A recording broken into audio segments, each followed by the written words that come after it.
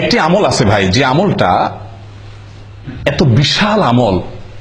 বিশাল আমল যে কয়েক মিনিটে আপনি হাজার হাজার বছরের রোজা রাখা, নফল সিয়াম পালন করা, হাজার বছর নফল সালাত পড়া, নফল নামাজ পড়া সওয়াব কয়েক মিনিট আপনি অর্জন করতে পারবেন। বলবো পদ্ধতিটা? সুবহানাল্লাহ। নবী সাল্লাল্লাহু আলাইহি ওয়াসাল্লাম বলেন, মান গাসসালা ইয়াউমাল জুমআতি ওয়াক্তাসাল ওয়া বাক্কারা ওয়াবতাকার ওয়া মাশা ওয়া লাম ইয়ারকাব ওয়া দানা মিনাল ইমামি ফাসতামা ওয়া লাম ইয়ালগু। যে ব্যক্তি 5টা কাজ করবে জুমার দিনে, শুক্রবার দিনে যে ব্যক্তি কয়টা কাজ করবে? 5টা কাজ। আসলে কাজ একটা, 5টা শর্ত পূরণ করে একটি কাজ করবে, সে ব্যক্তির জন্য আল্লাহ সুবহানাহু ওয়া তাআলা কি রাখছেন বিনিময়ে? ফালাহু কান আলাহু আজ আমালু সানাতিন, তার জন্য 1 বছর আমল করার সওয়াব আল্লাহ তাআলা দিবেন।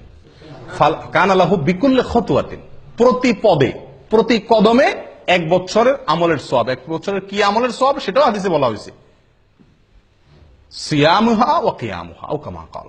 1 বছর নফল সিয়াম রাখলে, 1 বছর নফল নামাজ পড়লে যে সওয়াব হবে, 1 বছর 365টা নফল রোজা, 1 বছর তো 365 রাখাও যায় না, এই 1 বছরের নফল রোজা এবং 1 বছরের নফল নামাজের সওয়াব পাওয়া যাবে প্রতি কদমে।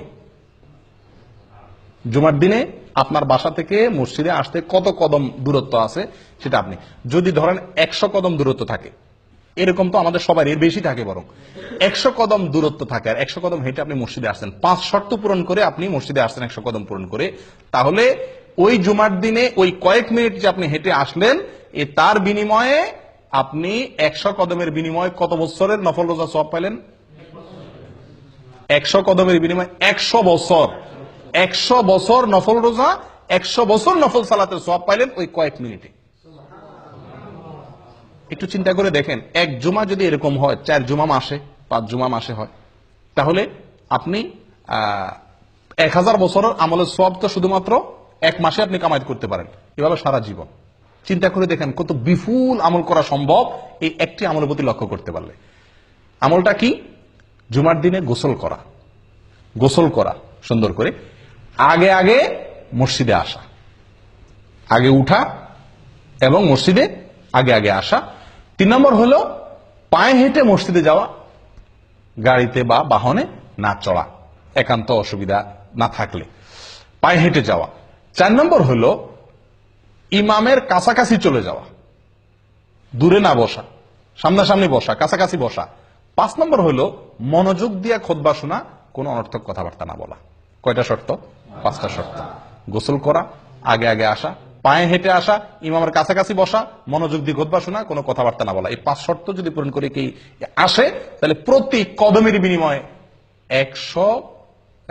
1 বছরের নফল সালাত, নফল সিয়ামের সওয়াব পাওয়া যাবে। প্রিয় ভাইয়েরা, মুহাদ্দিসিন ইকরামরা বলেন, হাদিস বিশারদ অনেক উলামা ইকরাম বলেন, যত হাদিস আসছে সওয়াবের কথা, এটাতে এই সওয়াব, এটাতে অনেক হাদিস আসছে না, শত হাজার হাদিস বর্ণিত হয়েছে। এই হাজার হাদিসের ভিতরে একটি হাদিসে পাওয়া যায় না এত অতিরিক্ত বিপুল পরিমাণ সওয়াব সংগ্রহের সুযোগ আছে যেটা এই হাদিসের মধ্যে আছে। আমি কি বুঝাতে পারছি? কত বিশাল সুযোগ বলেন। আফসোসের বিষয়, শুক্রবারে আমাদের ডিউটি নাই, এই জন্য আমরা অনেকে ঘুম থেকে উঠি বরং আরো দেরিতে, ফজর ওই দিন বরং পড়াই হয় না মসজিদে। অনেকে আগে উঠতে হবে, আগে আসতে হবে, পায়ে হয়। 5টা শর্ত পূরণ করবেন, এই বিপুল সওয়াবের ভাগীদার হইতে পারবেন। আল্লাহ তাআলা আমাদের সকলকে তৌফিক দান করেন।